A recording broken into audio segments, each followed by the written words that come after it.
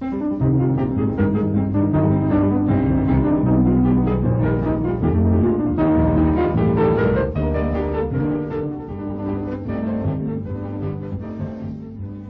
vertu d'une entente fédérale provinciale, un chemin de ceinture donnant accès à toutes les parties de la forêt sera construit. Et dès juillet, on défriche une emprise de 55 pieds de largeur depuis la route 33 jusqu'au ruisseau des Cascades.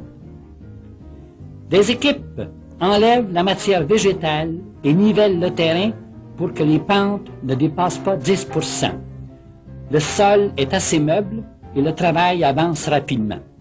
En septembre, le gravier est déposé sur le sol nivelé et nous avons un bon chemin d'une valeur de 5 000 $ du mille. Le même travail est entrepris du côté est de la rivière Noire. Le terrain est défriché, bouleversé, et le J5, seul moyen de locomotion dont nous pouvons disposer, semble flotter sur des amoncellements de rameaux de sapin. Ce deuxième tronçon de chemin, celui de la rivière Noire, est plus mouilleux que celui du Belvédère. Aussi doit-on y construire de nombreux ponceaux, y enlever beaucoup de terre noire, ce qui rend la construction plus difficile, et le prix s'élève à 10 000 $ du mille à cet endroit. Les gravières du lac Piché sont considérables et peuvent fournir des matériaux de diverses structures. Mais comme elles sont très éloignées de la rivière Noire, il est décidé de ne pas graveler nos chemins en 1963.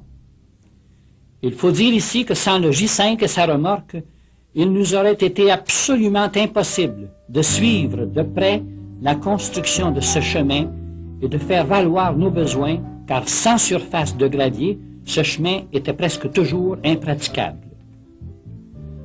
On entreprend un troisième tronçon de chemin qui conduira de la route 33 à la rivière Montmorency, en passant près du vieux barrage du lac Piché, barrage qu'il faudra bien reconstruire tôt ou tard si le lac doit subsister. Comme ce chemin prend son origine aux gravières du lac Piché, la mise en forme sera terminée sans retard et à peu de frais. Nous avons là une belle route qui traverse des peuplements très accessibles et très rapprochés des édifices projetés. De cette route, on voit très bien le lac lui-même et, ce qui n'est pas dépourvu d'intérêt, on voit aussi la route du Belvédère en flanc de montagne jusqu'au col Gouin, endroit où la route change de versant. Le projet d'aqueduc prend également forme.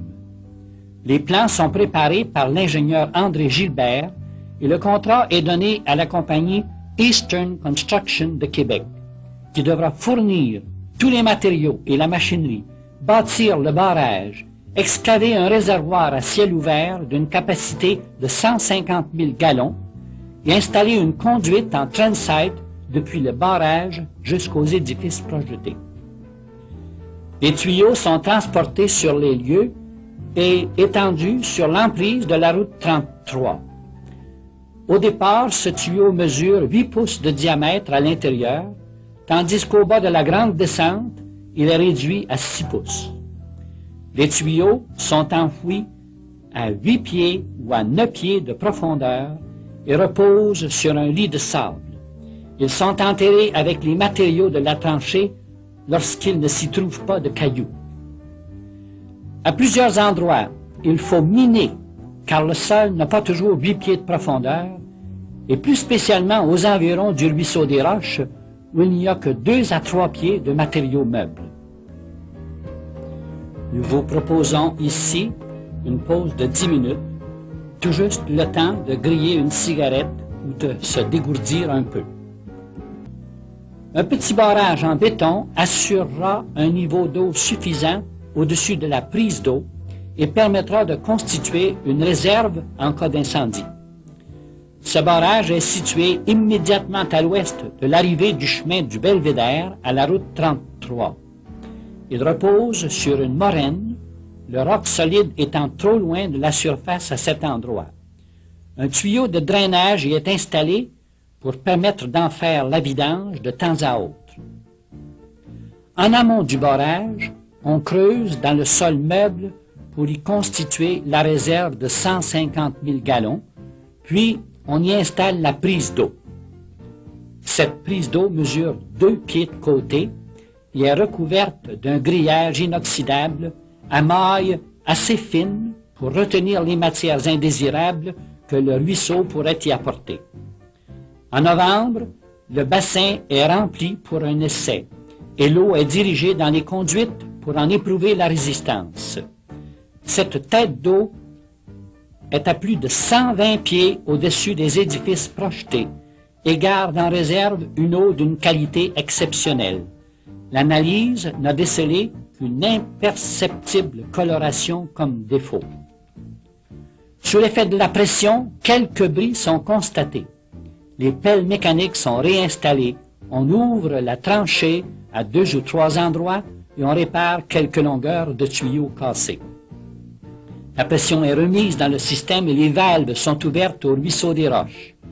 Avec un débit normal à cet endroit, un fort surplus d'eau passe régulièrement par le déversoir et forme un rideau d'eau qui agace la truite maintenant retenue à cet endroit.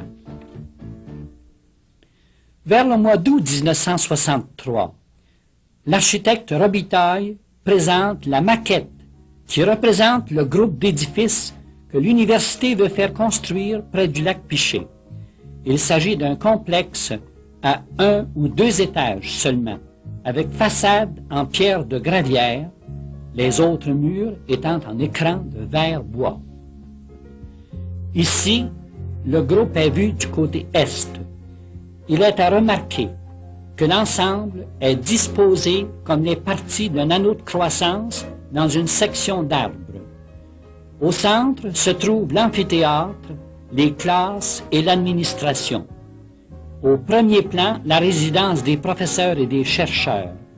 À gauche, le cafétéria. En arrière-plan, le quartier des étudiants. Cette photo représente les bâtisses vues du lac Piché qu'on peut apercevoir au coin droit inférieur. On remarquera qu'à cause du climat rigoureux du parc, tous les édifices sont reliés entre eux par des passages vitrés et chauffés. De plus, étant donné la pente du terrain à cet endroit, les sous-sols seront très bien éclairés, d'autant plus qu'ils sont tous exposés du soleil levant au soleil couchant. Disons tout de suite qu'à cause du coût très élevé de ce projet, l'architecte a dû réduire considérablement le tout, tant en volume qu'en qualité. Le projet modifié est plus modeste, mais de même style, et c'en est certainement un de grande classe.